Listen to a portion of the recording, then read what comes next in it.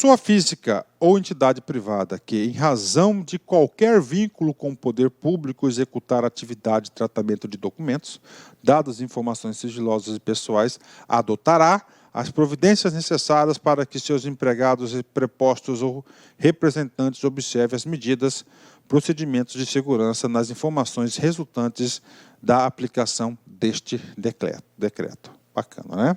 Tranquilo, não tem muita explicação. O acesso a documentos, dados e informações sigilosas originários de outros órgãos ou instituições privadas custodiadas para fins de instrução de procedimento, processo administrativo ou judicial somente poderá ser realizado para outra finalidade se autorizado pelo agente credenciado pelo respectivo órgão, entidade ou instituição de origem. O que está falando aqui? Tem Secretaria A, Secretaria B. Secretaria A manda uma informação para a Secretaria B para uma determinada função. A Secretaria B tem que ficar restrita a essa função na qual ele recebeu aquilo. Se caso for para outra destinação, tem que pedir autorização para a Secretaria A. Pronto. Seção 1, finalizar. Vamos lá, agora seção 1. Vamos começar a detalhar tudo agora. Da produção, do registro, da expedição, tramitação e guarda da informação sigilosa. A produção, manuseio, consulta, transmissão, manutenção, guarda de documentos, dados, informações sigilosas observarão as medidas especiais de segurança.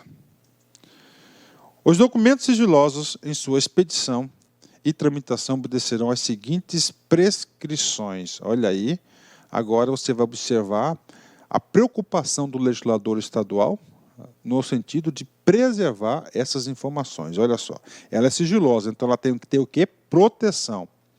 Deverão ser registrados no momento de sua produção, prioritariamente em sistema informatizado de gestão arquivística de documentos. Então, ela vai ter que ser registrada, que essa informação ela vai sofrer restrição. Serão acondicionados envelopes duplos. Um envelope dentro do outro. Duplos, é isso mesmo. No envelope externo, não constará qualquer identificação do grau de sigilo ou teor do documento. O envelope interno será fechado, lacrado e expedido mediante relação de remessa que indicará necessariamente remetente, destinatário, número de registro e o grau de sigilo do documento. 5. Para os documentos sigilosos, para os documentos sigilosos digitais deverão ser observadas as prescrições referentes à criptografia, que é uma seção específica. Então, a criptografia são para os documentos digitais sigilosos, é a chave de abertura da informação. Então, olha aí, gente, ó, no momento da sua expedição e tramitação, tá lá na sua mesa, está tranquilo. Essa informação ela tem que ser expedida para fulano de tal. Então, envelope duplo, entendeu? Sistema, isso aqui são as informações, ó, pode cair. Mas, como eu falei para vocês, aqui é mais específico para quem vai trabalhar em protocolo, arquivologia, bibliotecário, né? Artigo 41. Então, ela vai caminhar no órgão, né? Como é que ela vai caminhar? Manda o boy entregar? Não. A expedição, tramitação e entrega de documentos ultrasecreto e secreto deverá ser efetuadas pessoalmente por agente público credenciado. Aquele cara que tem a credencial lá de segurança. Ele que pode entregar para outro documento. Sendo vedada a sua postagem. Ó, a preocupação de salvaguardar essas informações. Parágrafo único. A comunicação de informação de natureza ultrasecreta e secreta e de outra forma que não há prescrita no caput deste artigo, só será permitida excepcionalmente em casos extremos de requeiram tramitação e solução imediatas, em atendimento ao princípio da oportunidade e considerados os interesses da segurança e da sociedade do Estado, utilizando-se o adequado meio de criptografia. Ok, né? 42. Então, 41, ele fala de informação secreta e outra secreta. E a reservada? A reservada ficou aqui para o 42. A expedição de documento reservado poderá ser feita mediante serviço postal, com opção de registro mensageiro oficialmente designado, sistema de encomendas ou, quando for o caso, mala diplomática. Tá? Então, é um rigor menor. O outro é prioritariamente o quê? Pessoalmente por agente credenciado. A comunicação dos documentos a que trata este artigo poderá ser feita por outros meios, desde que sejam usados recursos de criptografia, né, compatíveis com o grau de sigilo do documento, conforme previsto no artigo 51 e 56, que vai ser a seção que vai tratar da criptografia. Artigo 43. Tá? Cabe aos agentes públicos credenciados responsáveis pelo recebimento dos documentos sigilosos, ou seja, o agente público, então, está aqui, o órgão produziu, colocou em 2 envelopes, certinho, interno, externo, tal, papá. Esse aqui ele vai caminhar a tramitação. Lá ele falou que é pessoalmente. O cara vai receber. Quais são os procedimentos do cara que vai receber essa bomba na sua mão, que é o documento ultra secreto? E o agente que vai receber. Cabe aos agentes públicos credenciados responsáveis pelo recebimento dos documentos sigilosos. O que ele vai fazer? Verificar a integridade da correspondência recebida e registrar indícios de violação ou de qualquer irregularidade, dando ciência do fato ao seu superior hierárquico e ao destinatário, o qual informará imediatamente ao remetente. Olha, veio danificado. Não, recebi tranquilo, bacana. 2. Proceder o registro do documento e o controle de sua tramitação, cadastrar no sistema, né? Bacana? Estão entendendo? Tranquilo, né? Artigo 44. O envelope interno só será aberto pelo destinatário, seu representante autorizado ou autoridade competente hierarquicamente superior, observados os requisitos do artigo 62 deste decreto. A gente vai falar isso já já. Ok? Bacana. O destinatário do documento sigiloso comunicará imediatamente ao remetente qualquer indício de violação ou adulteração do documento, né? Rapaz, parece coisa de filme, né? Bacana, vamos lá. Os documentos, dados e informações sigilosas serão mantidos em condições especiais de segurança na forma de regulamento interno de cada órgão ou entidade. Eu já vi desses documentos sendo guardados em cofres, né? Papo sério, prof, papo sério, né? Para a guarda de documentos secretos e ultrasecretos, deverá ser utilizado cofre forte ou estrutura que ofereça segurança equivalente ou superior. Os agentes públicos responsáveis pela guarda ou custódia de documentos sigilosos os transmitirão a seus substitutos devidamente conferidos quando da passagem e transferência de responsabilidade, né? Então tá aqui para vocês, né? Então tá percebendo, cara, a preocupação do legislador em guardar, assegurar a segurança, assegurar aí a restrição de acesso somente àquelas pessoas que são autorizadas, porque são informações imprescindíveis para a segurança do Estado e da sociedade. Da marcação. O que é marcação? Gente, informação. A administração pública ela é processual. Então, tem um processo. Então, todas as páginas deverão ser marcadas como reservada, secreta, ultrasecreta. Isso que é marcação. O grau de sigilo, que são 3 tipos, será indicado em todas as páginas do documento. É isso. Decreto, secreto, tudo está lá. É isso. Por que isso, cara? Porque se o cara for fotocopiar, é aquele carimbão grandão, assim, ó, reservado, secreto, outra secreta, assim, ó, tipo uma marca d'água que faz assim, tanto no verso, né? Outro, por quê? Porque se o cara for reproduzir aquilo ali, cara, no fotocópio, tirar foto, por exemplo, vai aparecer lá secreto. Ele não pode. A gente vai falar da reprodução aqui. Nós vamos falar da reprodução. Então, isso aí é a marcação, muito importante para preservar a segurança. Então, o grau de sigilo será indicado em todas as páginas do documento, nas capas e nas cópias que houver pelo produtor do documento, dado ou informação, após classificação ou pelo agente classificador que juntar a ele documento ou informação com alguma restrição de acesso. Os documentos, dados ou informações cujas as partes contenham diferentes níveis de restrição de acesso devem receber diferentes marcações, mas no seu todo será tratado nos termos do seu grau de sigilo mais elevado. Então, às vezes tem um documento tá? Uma informação que tem vários dados, aí tem dados diversos aí, classificações. Então, vai ser tratada pelo mais elevado, né? Terceiro, a marcação será feita em local que não comprometa a leitura e compreensão do conteúdo dos documentos em local que possibilite a sua reprodução de eventuais cópias. Então, ele vai ter uma marca d'água, né? Uma coisa assim para fazer isso aí, né? Não pode comprometer o teor da informação. As páginas serão numeradas seguidamente, devendo a juntada ser precedida de termo próprio, consignado o número total de folhas acrescidas ao documento. É um controle super rigoroso, né? E, finalmente, a marcação deverá ser necessariamente datada. Quando que ela foi datada, né? E aí, prof? 49.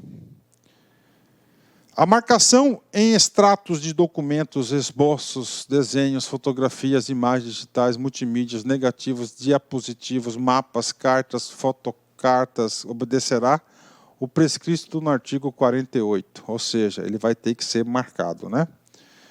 Em fotografia e reprodução de negativos sem legenda, a indicação do grau de sigilo será no verso das respectivas embalagens, né? Olha aí, boa questãozinha de concurso, né, cara?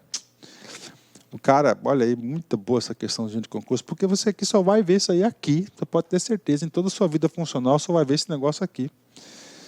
Em filmes cinematográficos negativos ou rolos contínuos e microfilmes, a categoria e o grau de sigilo serão indicados nas imagens de abertura e de encerramento de cada rolo, cuja embalagem será tecnicamente segura e exibida a classificação do conteúdo.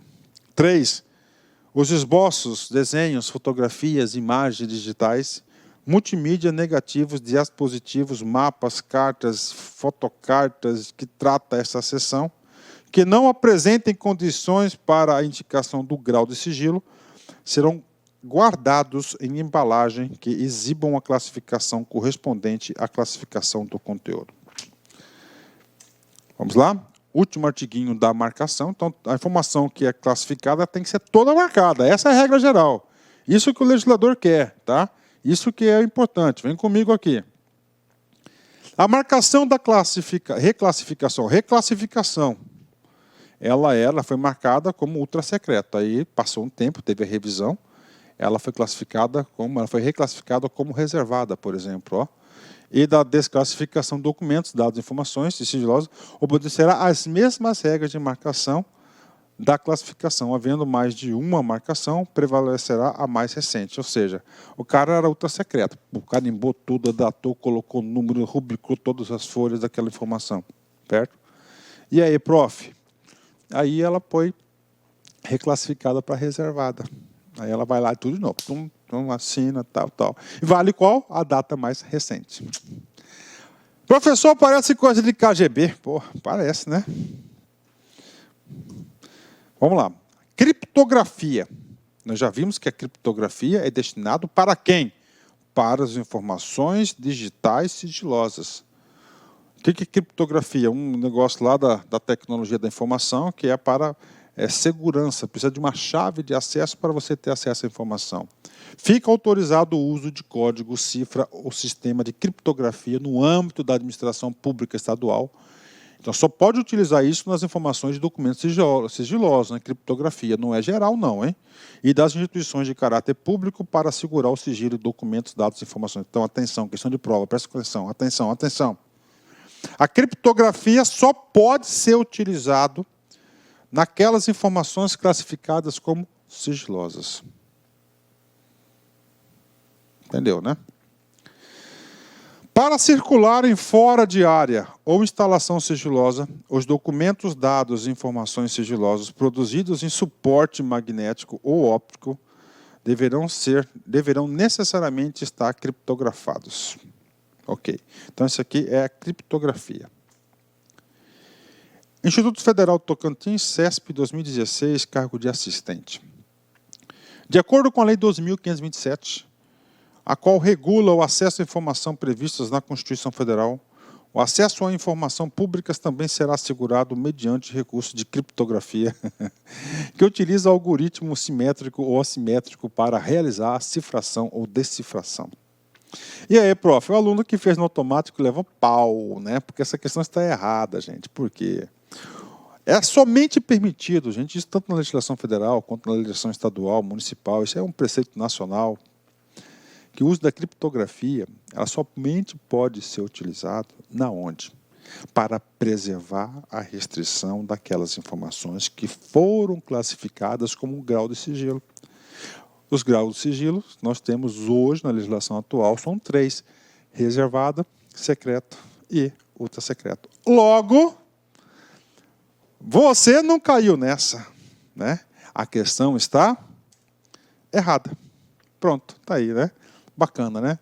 Você viu, cara, como estudo, você vai estudando e você vai ficando competitivo? Seção 4. Da preservação e eliminação. Preservação e eliminação, eu vou ter que ir um pouquinho lá na teoria da arquivologia para explicar para vocês. Porque são assuntos inerentes à arquivologia, tá? Aplicam-se aos documentos, dados, informações sigilosas, os prazos de guarda estabelecidos na tabela de temporalidade de documentos e atividades meio, oficializada pelo Decreto 48.898, e nas tabelas de temporalidade de documentos das atividades fim, oficializada pelos órgãos e atividades da administração pública estadual, ressalvado o disposto do artigo 49 deste decreto. Ok. Professor, não entendi nada. Tá bom, calma. Tabela de temporalidade. Gente, tabela de temporalidade, coloca aí o conceito da arquivologia. O que a tabela de temporalidade faz? Faz isso. Instrumento que define os prazos de guarda e destinação final dos documentos. Isso que é a tabela de temporalidade. Por exemplo, né, trouxe aqui um exemplo para vocês aqui, ó, o seguinte, nós temos a tabela de temporalidade, ó, aqui, ó, tá, uma tabela, um exemplo aqui para vocês. Na arquivologia tem uma teoria chamada teoria das 3 idades, né? Então nós temos a primeira idade, né, que são os arquivos correntes, segunda idade aqui, que são os arquivos intermediários, né? E o terceiro aqui, ó, terceira idade, que são os arquivos permanentes, né? Ó, permanentes, né? Então é o seguinte, vamos colocar aqui um exemplo aqui para vocês. Documento de associações, sindicatos, né, em relacionamento com o governo, né? Então a tabela de temporalidade ele fala o seguinte: primeiro, ele tem que ficar 3 anos aqui, ó, 3 anos aqui no arquivo corrente. O que é o arquivo corrente? O arquivo corrente é aquele arquivo local da sua unidade de trabalho, onde você usa muito aquele documento. Então, aqui tem que ficar próximo de você, porque você utiliza esses documentos de associação. Passados 3 anos, ele vai lá para o intermediário, que é um arquivo central. Lá e ali vai ficar guardadinho por 3 anos, porque ele tem pouquíssimo uso. Quando o órgão precisa, busca, ele utiliza, depois manda para lá. Passados 3 anos, como este é um arquivo, tá certo? É um documento que tem um valor histórico, né? Tem uma memória histórica, né? Tem um valor histórico, ele vai o quê? Vai para a guarda permanente. Nunca mais ele vai ser destruído, ele vai ficar para a eternidade, guarda permanente do arquivo público, né? Cursos internos, né? O que acontece? Toda a documentação dos cursos internos, material de apoio, material didático, fica 4 anos lá no órgão, lá na entidade, lá na unidade administrativa que produziu. Não, na tabela de temporalidade diz que não precisa passar para aqui, ó, para o intermediário, ele vai direto para guarda permanente. Tá? Professor, e folha de pagamento? Pela legislação são 100 anos, né? Fica 5 anos lá no RH, na gestão de pessoas. Depois ele vai lá para o arquivo intermediário, tá certo? Ele vai ficar lá 95 anos no arquivo secundário, depois ele vai ser eliminado, destruído. Por quê? Porque ele não tem valor histórico, não tem valor cultural, folha de pagamento. Ó. Escala de férias, fica 5 anos no órgão, depois ele vai o quê? Diretamente para a eliminação, tá? Eliminação. Então isso que é a tabela de temporalidade dos documentos, ou seja, essa legislação aqui, ela foi detalhada, né? Um decreto realmente aí que você tem que tirar o chapéu para ele. Resumindo para vocês, nós temos o seguinte, vem comigo aqui, nós temos 3 fases da tabela de temporalidade, né? Temos a fase corrente, que é a eliminação, a fase intermediária, temos aqui a fase corrente, fase intermediária e fase permanente, não é isso? Corrente, aqueles documentos que ficam próximos ali, né? Todo documento nasce na corrente, todos eles, né? Então, ele fica próximo na unidade administrativa onde foi produzida, né?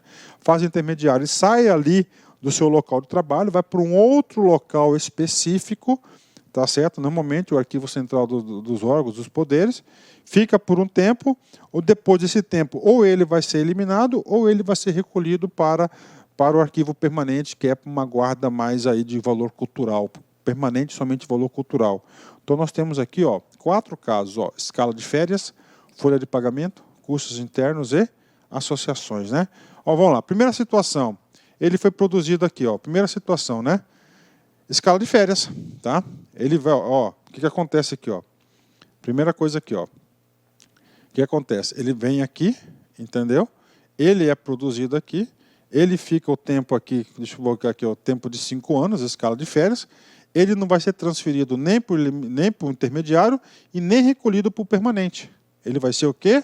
Eliminado aqui. Então, essa aqui é a escala de férias. Segundo documento, ele foi produzido aqui na fase corrente, tá certo? Na fase corrente. Ele foi transferido para o intermediário. O termo da corrente para o intermediário, o termo que você deve lembrar é transferência. Ele vai ficar aqui um tempo e depois ele vai ser o quê? Eliminado. Nós estamos tratando de quem? Estamos tratando da folha de pagamento, que ele fica 5 anos aqui. Deixa eu colocar aqui os dados aqui, né? Então, aqui, fica 5 anos aqui. Aqui esse cara vai ficar 5 anos, 95 anos. Então, esses prazos aqui, o que vai fazer com ele, quem define a tabela de temporalidade. Terceira situação, ele foi produzido na corrente, ele foi transferido aqui para a intermediária, aí ele ficou um tempo lá e depois ele foi recolhido para o arquivo permanente, tá? Associações, só pegar aqui o prazo das associações aqui. Associações 3 e 3, né? Então vamos aqui, Então fica 3 anos aqui no corrente, tá? Depois 3 anos aqui, e ele vem para cá. Professor, e o prazo desse cara aqui? Eterno. Eterno. Por quê? Porque o valor histórico não pode ser eliminado, né? E a quarta fase, que é os cursos, né? O curso são 4 anos, deixa eu pegar aqui. Esses 4 anos, né? Então, os cursos, o que acontece? Ele fica 4 anos lá perto do cara que produziu a informação. Depois disso, ele vai ser recolhido diretamente para a fase permanente. Ele não é eliminado. Então, isso aqui que é a tabela de temporalidade. Tá? Isso aqui que é a tabela de guarda permanente, o recolhimento. Então, são teoria das 3 idades, né? Isso que está dizendo aqui, tá? Que tem que ter os órgãos dos seus documentos meio e os seus documentos finalísticos. Isso que está no caput do artigo 57. Tá? 58. Os documentos dados informações sigilosas considerados como guarda permanente, terceira idade, tá? Nos termos do decreto tal, né, somente poderão ser recolhidos à unidade do Arquivo Público do Estado de São Paulo após a sua desclassificação. Então, o arquivo público que vai para a terceira fase, um arquivo permanente, tá? E ele só pode ir para lá após a sua desclassificação. Professor, o que é desclassificação? O documento era ultra secreto. Tá? Então, na tabela de temporalidade, tá ultra secreto. Ele tem que ficar 5 anos lá. Aí lá está, ficou 20, depois que ele for desclassificado, somente depois que ele vai ser desclassificado, que ele vai lá para a guarda permanente. Porque na guarda permanente, todos os documentos são de acesso público, independentemente, não tem exceção. Tá? Então, se ele não for desclassificado, ele não pode ir para o arquivo para a guarda. Porque não pode, porque está protegido, não pode ser, tem restrição de acesso. Executam-se, ou seja, exceção do disposto do caput deste artigo, os documentos de guarda permanente de órgãos ou entidades extintos, ou que cessaram as suas atividades em conformidade com o artigo tal, né? O que a Lei 8.159, a Lei da Arquivologia, tá? Sem muitas considerações, vamos lá. Artigo 59. Decorridos os prazos previstos nas tabelas de temporalidade dos documentos, os documentos, dados e informações sigilosos de guarda temporária, tá? Guarda temporária é onde? O arquivo temporário, do meio, né? Segunda idade. Somente poderão ser eliminados após 1 ano, a contar da data da sua desclassificação, a fim de garantir o pleno acesso a informações neles contidas. Ó, que coisa interessante, né? Parabéns, legislador. Então, o arquivo está lá como reservado, saiu do corrente, foi lá para o intermediário. O que acontece? Ele vai tirar a proteção, tá? A proteção do arquivo lá, do documento sigiloso. Tudo bem, professor, mas aí na tabela de temporalidade já deu o prazo, tem que ser eliminado. Então é o seguinte, se você for eliminado, você não vai publicar essa informação. Então o legislador sabiamente falou, cara, 1 ano, pelo menos, o arquivo vai ficar lá, ele não pode ser eliminado. Ele é queimado mesmo, destruído, lixo, acabou. Né? Para quê? Para garantir o acesso às informações ao encontro do preceito constitucional. Né? 60. Eliminação de documentos. Né? Nós vimos que tem o documento de acordo com a tabela de temporalidade. Ele pode ser eliminado na primeira fase, na fase corrente, na fase intermediária ou na fase permanente, né? Não, desculpa, na permanente nunca vai ser eliminado. Desculpa, voltando, me empolguei aqui um pouquinho, vem comigo. A eliminação de documentos, dados ou informações sigilosos em suporte magnético ou óptico que não possuam valor permanente, não possuem valor permanente, valor histórico, devem ser feitas por método de que subscreva as informações armazenadas após a sua desclassificação. Se não estiver ao alcance do órgão a eliminação que se refere ao caput deste artigo, deverá ser providenciada a destruição física dos dispositivos de armazenamento. Pronto. Foi até legal, né, cara, essa partinha aqui, né? Vamos lá. Subseção 5. Da publicidade de atos administrativos referentes aos documentos o quê? Sigilosos. A publicação de atos administrativos referente a documentos, dados, informações sigilosas, não é geral, somente aqueles que têm a proteção do sigilo, poderá ser efetuado mediante extratos. O preceito da Constituição, a publicidade, gente, é um requisito de validade do ato administrativo, mas você não pode publicar. Então você vai publicar o quê? Um extrato, uma ementazinha, questão de prova, com autorização da autoridade classificadora ou hierarquicamente superior. Parágrafo 1º. Os extratos referidos no caput deste artigo limitar-se-ão ao seu respectivo número, ao ano de edição e a sua ementa, redigidos por agente público credenciado de modo a não comprometer o sigilo. A publicação de atos administrativos que trata de documentos, dados e informações sigilosas para sua divulgação ou execução dependerá de autorização da autoridade classificadora ou autoridade competente hierarquicamente superior. Ok, nada demais, né? Então, o que você tem que saber? Que tem que ser publicado o seu extratos aqui para atender lá a efetividade dos atos administrativos. Subseção 6, do credenciamento. O que é o credenciamento, cara? O credenciamento, a informação foi classificada como ultra secreta. Mas eu preciso dessa informação. Eu não sou o governador que fez, o governador fez isso, mas eu preciso, sou um agente público, sou um servidor público, eu trabalho com isso. Então eu tenho que ser previamente autorizado. Essa autorização chama-se credencial de segurança para ter acesso àquela informação. O credenciamento é a necessidade de conhecer,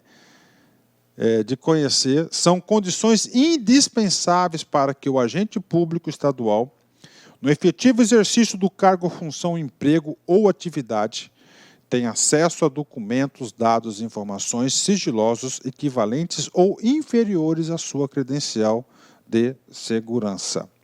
Artigo 63. As credenciais de segurança referentes aos graus de sigilo previsto no artigo 31, ultrasecreto, secreto e reservado, deste decreto serão classificados nos graus de sigilo ultrasecreta, secreta ou reservada. Então você vai ter as credenciais aí, né? A credencial de segurança referente à informação pessoal prevista no artigo 35 deste decreto será identificada como personalíssima. Então você tem 4 tipos de credenciais. Questão de prova. Primeira, você tem uma credencial ultrasecreta.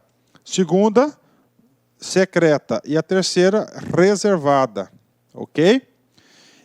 E para as informações pessoais que também sofrem aí restrição de acesso, você vai ter uma personalíssima.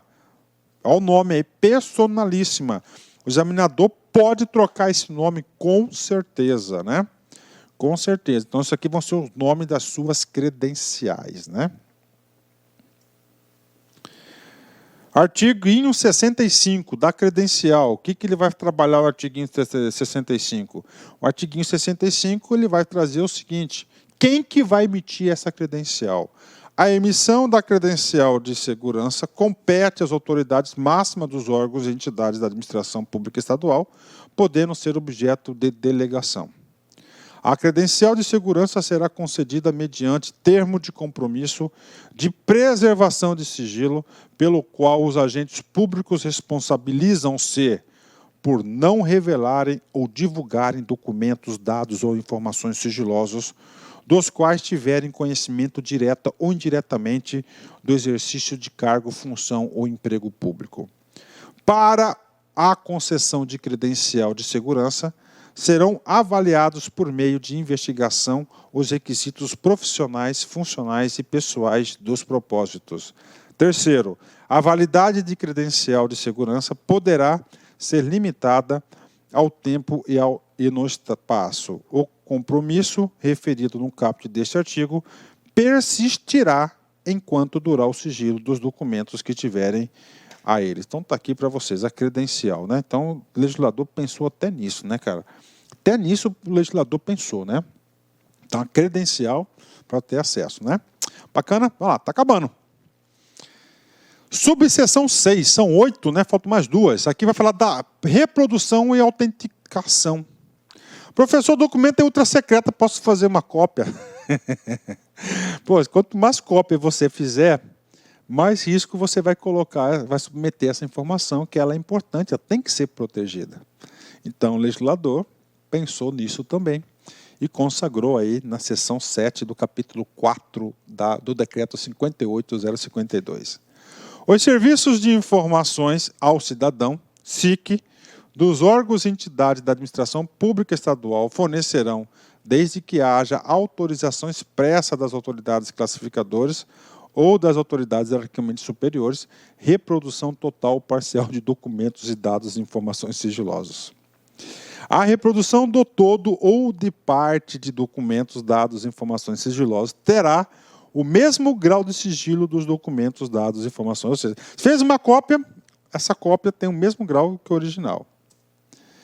A reprodução e autenticação de cópias de documentos, dados e informações sigilosas serão realizados por agentes públicos credenciados na subseção anterior. Serão fornecidas certidões de documentos sigilosos que não puderem ser reproduzidos integralmente em razão das restrições legais ou do seu estado de conservação.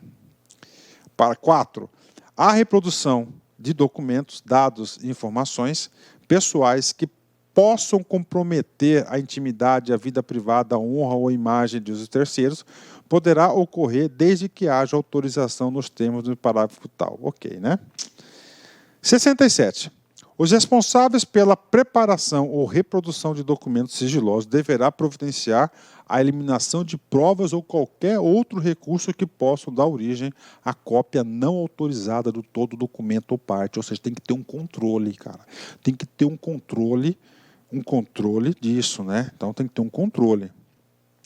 Sempre que a preparação, impressão ou, se for o caso, reprodução de documentos, dados e informações sigilosas forem efetuadas em tipografias, impressoras, oficinas gráficas ou similares, essa operação deverá ser acompanhada por agente público credenciado, que será responsável pela garantia do sigilo durante a confecção do documento.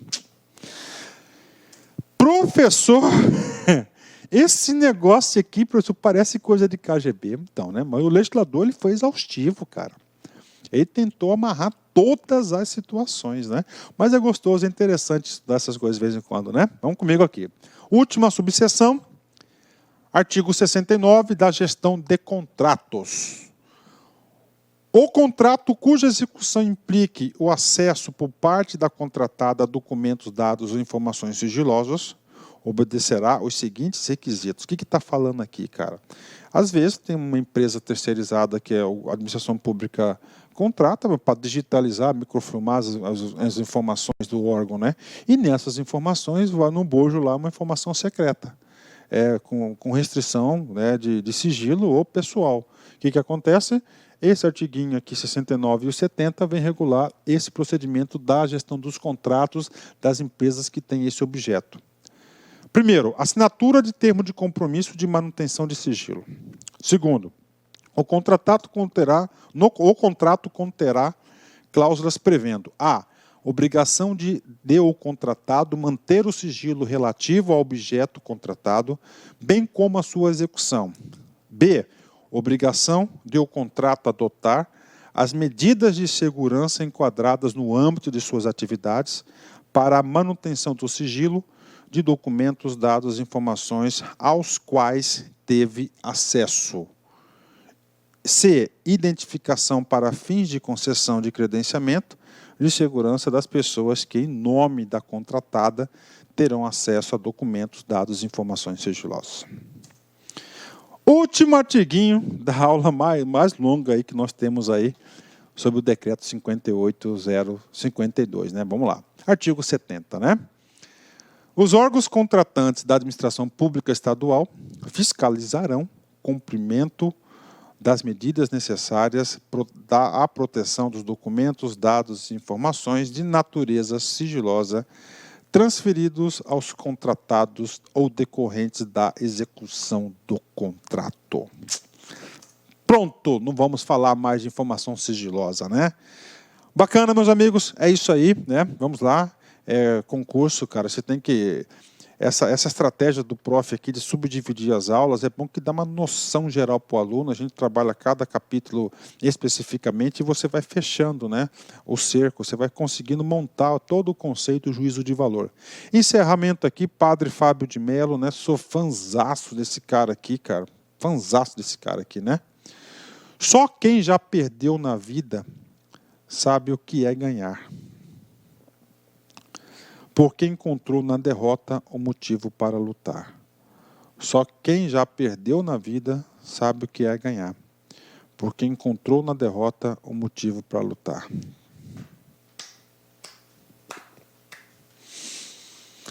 Forte abraço, fique com Deus e até a próxima, se Deus quiser. Fui. Tchau. Clique lá.